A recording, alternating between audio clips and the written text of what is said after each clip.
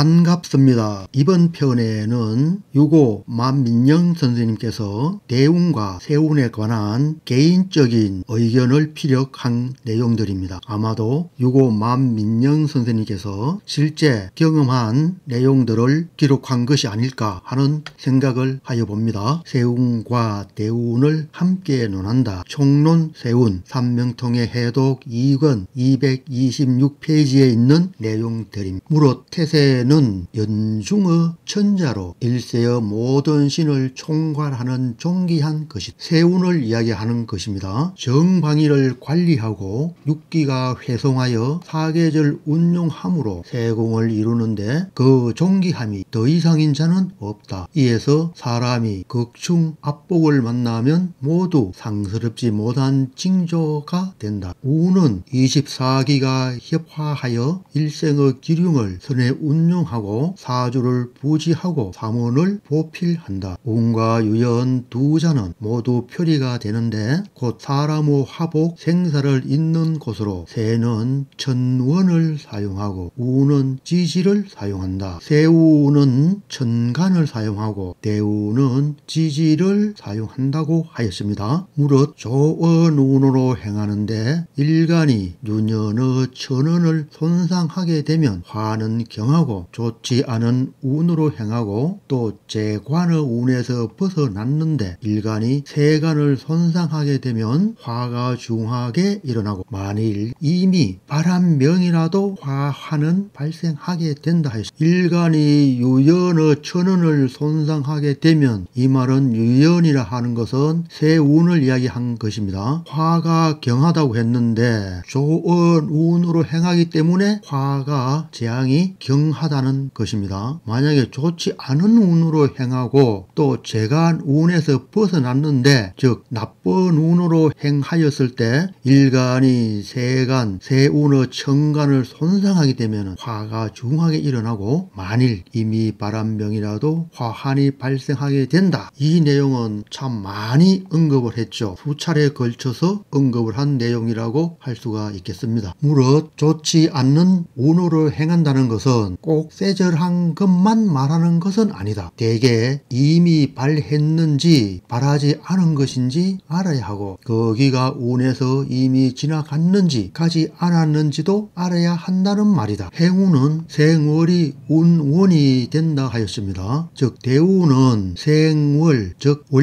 월지를 기초로 하여서 대운이 설정되는 거죠. 그래서 운의 근원이 될 수밖에 없는 것입니다. 가장 두려운 것은 행운과 태세가 충돌하는 것이다. 행운과 태세는 대운과 세운을 이야기하는 것입니다. 대운과 세운이 천충지충 이렇게 충극되면은 가장 두려운 것이 된다는 것입니다. 만약 세와 운이 월을 충하면 필히 화가 있게 된다. 세운과 대운이 사주 월지를 충하면 또는 월의 정강과 지지를 충하면 필히 화가 있게 된다. 일주만 충했다고 화가 있는 것이 아니고 월주도 충을 하게 되면은 재해가 일어난다고 합니다. 만약 세운이 일과 상대하면 반음이라 하고 세운이 이를 압하면 복음이라고 하여 두 개 다 육친에 불리하다. 반음은 천충지충을 이야기하는 것이고 복음은 천동지동을 이야기하는 것입니다. 또 갑자기 어긋나지 않으면 파재하게 되어 길한 징조라고 할 수 있다. 반음과 복음을 두고서 한 이야기. 무릇 세운 기륭은 당생의 천간 혹은 지지에 관성이 없는데 운의 천간에 정관이 있거나 혹은 사주에 편간이 있지만 제복이 태가하다면 운의 천간에 성을 만나면 또한 발복한다. 운의 지지에 재가 없고 운의 천간에는 재가 있으면 또한 발재한다. 운의 지지에는 살이 없고 운의 천간에 살이 있으면 또한 재앙이 있게 된다. 이러한 경우는 단순 대입해서는 아마 적중하지 않을 것 같습니다. 항상 강약 왕세를 판단하여서 너무 강해도 안 되고 너무 약해도 안 되고 그래도 어느 정도 중화를 이루었을 때 그리고 기설을 치웠을 때 확실한 그 좋은 징조가 나타나는 것입니다. 물론 유고 선생님께서는 운의 지지에 재가 없고 운의 천간에 재가 있으면 또한 발재한다 했거든요. 하거든요. 천간만 가지고서 재물이 올 수 있다고 하긴 했습니다. 그렇지만 글쎄요, 아마도 이러한 경우는 사주 원국에 지지의 재성이 있는 경우, 그러한 경우를 이야기한 것으로 해당하는 것으로 이해하는 것이 바람직하지 않나 하는 생각이 듭니다. 살도 마찬가지입니다. 다음 또 봅시다. 또 이러면 회기자는 곧 밟지 않은 상으로 혼미한 도이다. 만일 갑기, 얼경의 예를 들면 합하여 회하게 되는 것이, 천간이 합했을 경우에는 회기자라고 하는 것입니다. 어둡게 된다 그 말이죠. 묶여서 답답하다 그런 말로도 이해할 수가 있지 않나. 일간과 시간이 태세 천간과 합하면 좋지 않다. 일간하고 시간이 세운의 천간과 합하면은 좋지 않다. 합하면 그 이름이 회기라 한다. 또 일간과 태세가 합하는 것은 분별을 무작백이 합이 된다고 해서 뿌거나 나쁘거나 좋다고 하지 말고 요하여야 한다고 하였습니다. 진짜 합을 하느냐 합을 하지 못하느냐, 합하여 가느냐 합하여 오느냐, 이러한 분별이 있는 것이 필자의 생각에는 마땅하다고 하겠습니다. 가령 갑일 기연의 예를 들면 갑이 기와 합하면 재앙이 중하고 기가 갑과 합하면 재앙이 가볍게 된, 갑일간이 세운의 기토와 합하면 정제와 합하는 죠. 정제와 합한다는 것은 재물에 집착한다는 의미도 됩니다. 고대에는 벼슬을 하는 사람은 재물에 집착을 하면은 부정을 하게 되죠. 그래서 재앙이 될 수가 있습니다. 그렇지만 기토일간이 세운의 갑과 합하게 되면은 관성과 합하기 때문에 벼슬에서 승진을 한다든가 또는 과거에 합격을 한다든가 이러한 것이 될 수가 있기 때문에 그 재앙이 가볍게 된다는 것으로 이해하면 될 듯 합니다. 결국은 분별을 이렇게 분별을 하는 것이 마땅하다는 이야기도 또한 된다고 할 수가 있겠습니다. 세위에 가까운 자는 재앙이 크고 먼 자는 재앙이 가볍다. 가령 세운의 지지가 일지 앞의 오진이 되고 합을 만나면 일컬어 태세 입택이라 하여 회기가 문에 임한 것으로 제기게 된, 주로 그 파택살, 자액살, 기문, 관살을 연지를 기준으로 해서 사주 재상이 어떠한가만 추리하였는데, 유고 선생님께서는 운에서도 세운의 지지가 일지의 앞의 오진이라 했으니까 택묘살이나 자액살, 기문간살, 대모살 이런 것들이 곧 오진에 해당하잖아요. 이렇게 오진에 해당하고 즉 지지가 합을 하거나 천간이 또한 합을 하면은 태세 입택이라 하여 회기가 문에 임한 것으로 제액이 된다 하였습니다. 세이와 가까운 자가 재앙이 크고, 이러한 내용을 오진의 택묘살, 기문관살 이것에 비교하여 설명한 것으로 이해하면 될 듯합니다. 신벽경에서 회기를 논하기를 이런 경하고 신은 중하다 하여, 신벽경의 이야기는 합은 일간과 합하는 것보다 시간이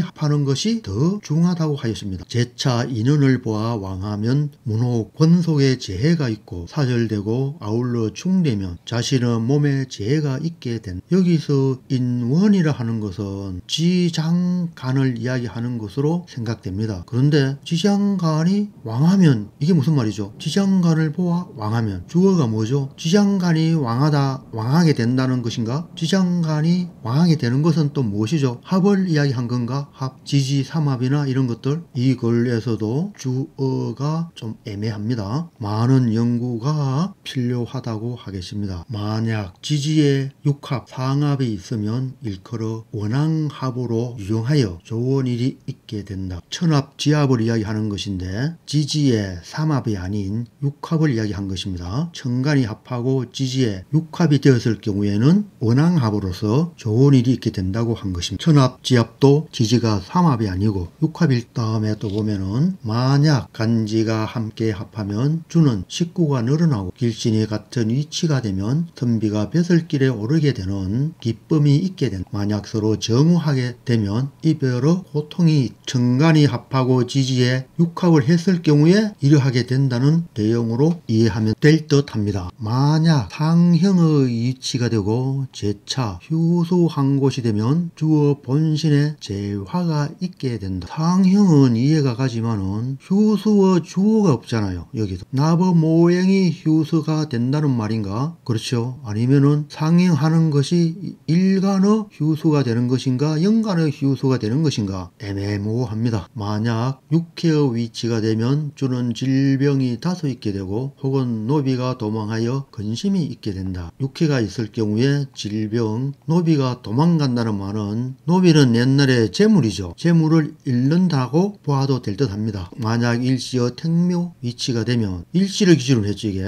일과 시어 택묘 위치가 되면 주어 문호가 편안하지 않고 여자에게는 혼란스러움이 있다. 세운이 일이나 혹은 시어 택묘 위치가 되면 문호가 편안하지 않고 여자에게는 혼란스러움이 있는 것으로 이해하면 될 듯 싶습니다. 상형의 위치나 육해의 위치도 다 마찬가지로 세운에서 상형하거나 육해하거나 택묘가 되면은 좋지 않다, 뻔운이다, 그러한 것을 이야기한 것으로 보면 될 듯 합니다. 만약 해임이 있으면 산후에 반드시 편안하지 않는 상이 되고 딸을 낳으면 이롭게 되는데 아들을 낳으면 좋지 않다, 모자 중에 하나는 잃게 된다 하였는데 택묘 이치가 되면은 이러하다는 것으로 이해하면 되겠습니다. 세군과 대운의 합도 또한 동등하게 논한다. 세운과 대운이 합했을 경우에 그러할 경우에도 같이 논한다는 이야기입니다. 또 대운과 태세가 상극, 상충하면 좋지 않다. 대운과 세운이 천충지충 또는 극하는 것, 이런 것은 좋지 않다는 것입니다. 더욱 꺼리는 것은 대운이 세운을 극하는 것이다. 이렇게 하여 대운과 세운에 관한 내용들을 삼명통의 해독 2권에 있는 논대운, 논태세, 총논세운까지 살펴보았습니다. 다음 시간부터 다시 6권에 있는 사주를 살펴보도록 하겠습니다. 감사합니다. 또 하세요.